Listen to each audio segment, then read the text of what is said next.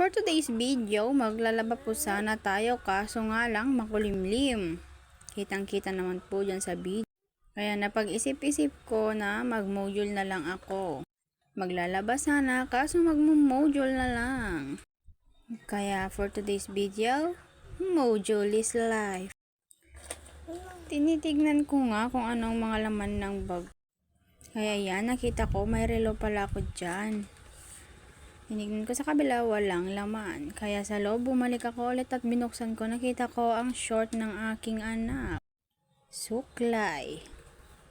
Saka airpick. Yung mga paglinis sa ating tenga.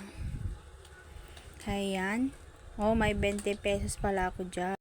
Kaya aking sinara ng aking bag para ako'y magsimula ng mag-module. Kung hindi magmumodule ang aking gagawin, naglilinis ako ng bahay. Kaya for today's video, gagawa na ako ng about sa pandemic dahil yun ang aking module for today. Binilis-bilisan ko na ang aking pagsulat kasi baka magising ng aking anak. Pasensya na kayo kung hindi ko na video ang aking pagmumodule dahil isa lang ang aking gamit at itong cellphone ko lamang. Kahit now?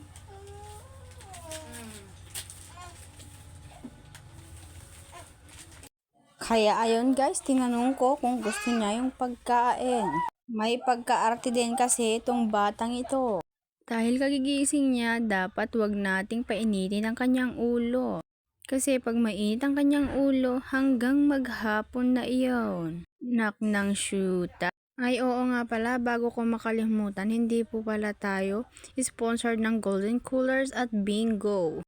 Dahil ang Bingo po ay paborito po ng aking anak. Dahil nga sa kanyang palaman, pero ang kanyang biskwit sa nanay na pupunta. Yun lang po, ingat.